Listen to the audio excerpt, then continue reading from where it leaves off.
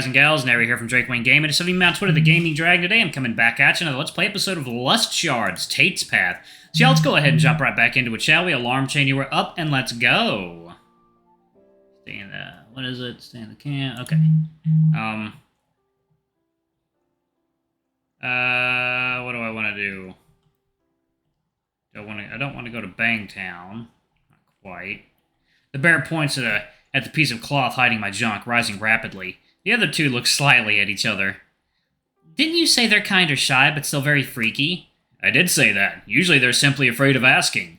I wouldn't say afraid. I am super afraid of asking. I have almost no experience. Yes, I've used toys a lot before, but those don't count. Do they? What if I'm not even close to the standard that for these insanely hot wild people? They definitely sense my restrained excitement and awkward indecisive movements. Uh-oh. The two felines come closer, one of them hugging me from behind, the other from the front, both nuzzling my neck and tail, talking softly. Say, Travis, are you the type to take control of your partners? No, he's the type to submit to commands, aren't you, Travis? In a way. I bet he can take two in the same hole. I bet he can hit all the right spots. Ragnar parts my lips gently, then my teeth with his claw, sliding a finger in. What can this mouth do with a cock inside it? Hey, did I make the wrong turn somewhere? Let's stay in the camp. There are too many things in this camp my mind is focused on for me to go wandering about, and I don't want to leave my friend far out of my sight. Sorry, I'd love to spend time with you, but if you don't mind, I have some things I want to do around camp. Oh, that's fine. We would have loved to spend more time with you before we have to say goodbye, too, but I get it. He looks towards the narrow path where Kasani resides right now and smiles back softly. Travis no come? Sorry, big guy. Maybe another time. I suppose after a whole afternoon spent here with your new attire, nobody should give you trouble. If anyone does, tell me and I'll take care of them. Most of your tribe mates are locked in huts anyway. Of course, the common afternoon lust. We should do that too when we get back, Eureka. I've been waiting for that all day. Ruth want to join. The more the merrier. Okay. They leave the camp, hand in hand, talking and laughing like best friends. I almost feel bad I refused their invitation. Who knows, maybe it would have blossomed into something more than a forest trip. No more overthinking. Live in the present, not the past, and the present tells me to move my attention to the spilled bucket. The wild fur responsible is now screaming and kicking at the lizard, gesturing at the mess created. Stupid lizard, look where it go! Go down and pick up every grain. Or you want no more food day. Actually, post tilta. Although the violence is leaving a bad taste in my mouth, I can't help but worry for the wild fur. His kicks are like a toddler's hits against the tough, scaly skin of the lizard's sides, barely even flinching.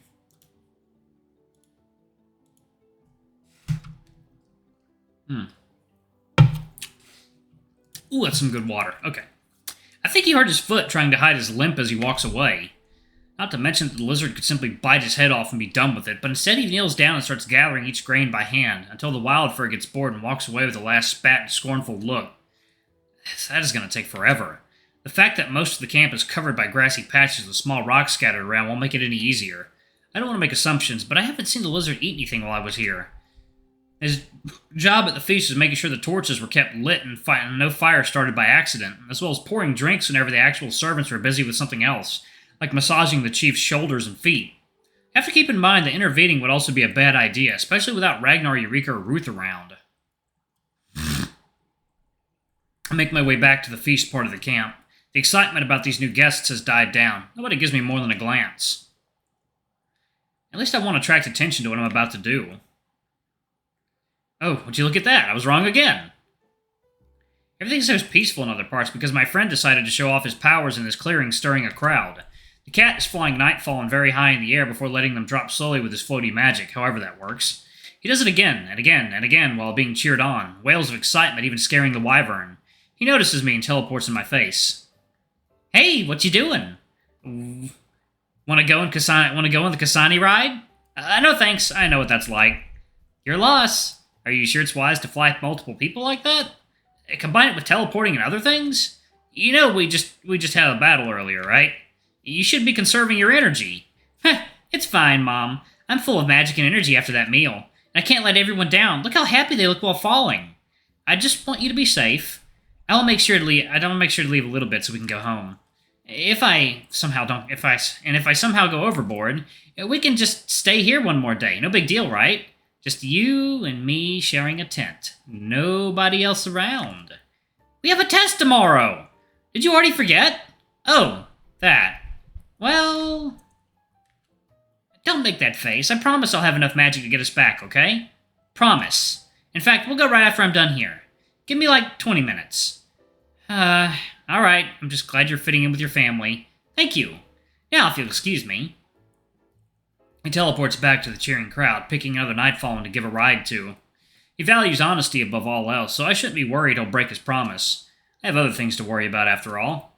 There are a lot of leftovers. I'd be surprised if they don't throw away at least some of it away. Hopefully that means nobody will realize some of it is missing. I choose a wide piece of flatbread that I stuff with as much meat as it can hold. Fish, boar, duck, whatever the blue-colored one is. You name it. Second now. Water time. Oh, that's so good. Bring my food package back to the main camp, where the lizard's progress is picking up the grain is barely noticeable. As I approach, despite the smile I'm trying to keep, he starts collecting the grain faster. Hey! Hey! Wait! He stops, but doesn't raise his head to look at me. I squat down in response. Seeing his head dip even lower, I get on my knees to be as small as possible. Here! You must be hungry. He only now dares raise his gaze, his eyes wide, fixated on my offering, but not making a move.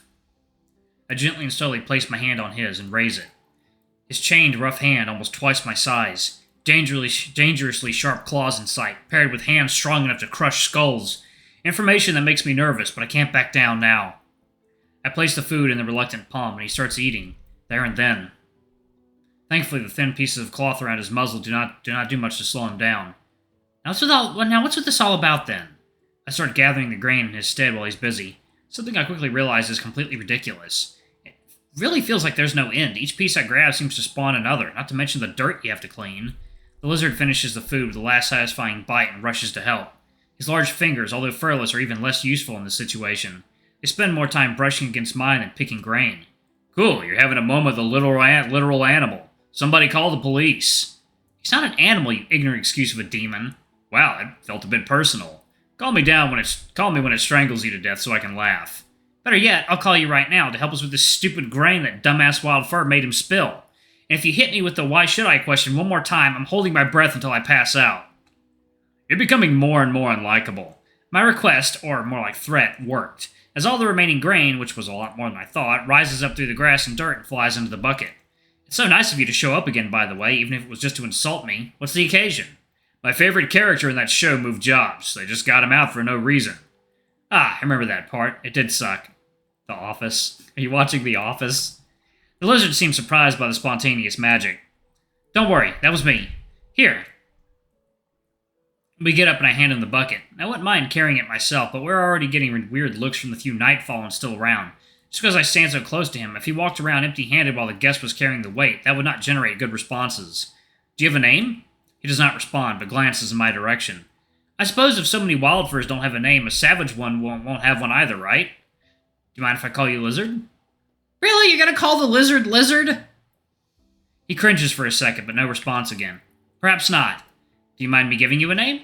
He nods. Okay. Oh, okay, in that case, it's best to stay away from the wildfur's traditional way of naming. Something simple, something that defines him, but not in an obvious way. What about Gale? Ah! Ah!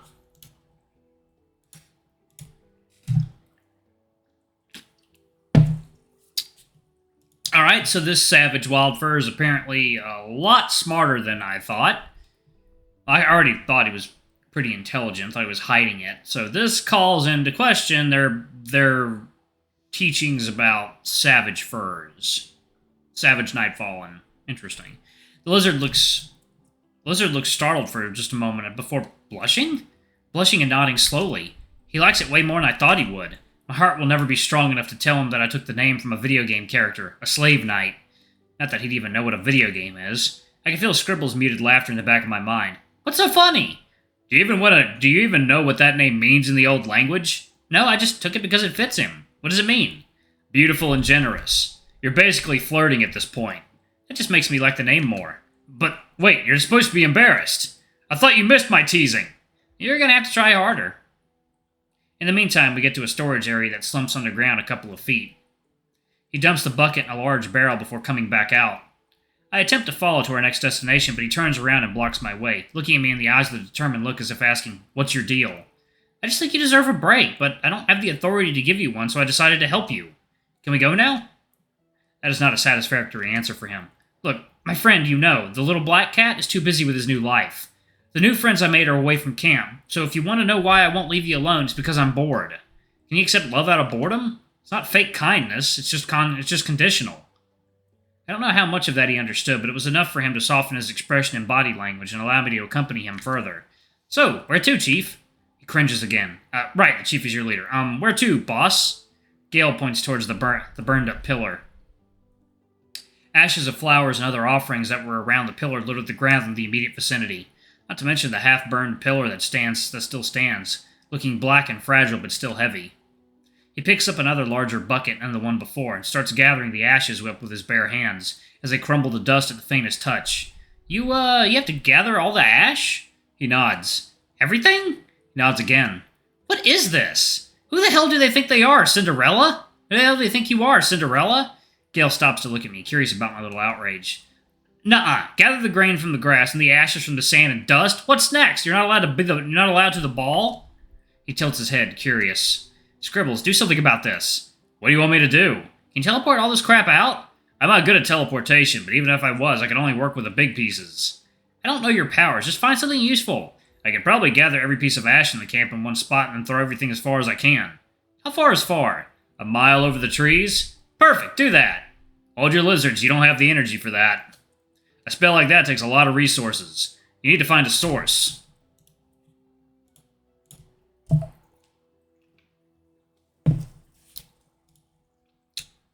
Would one of those crystals from the feast work? Those would be perfect, but I doubt you want to be caught sucking off the life from one of those. Well said. Do you think Gale? Oh, yeah, sure. If he has enough energy, then it might work. You're trading the energy you would typically use to do this job to do it instantly, so I see nothing wrong here.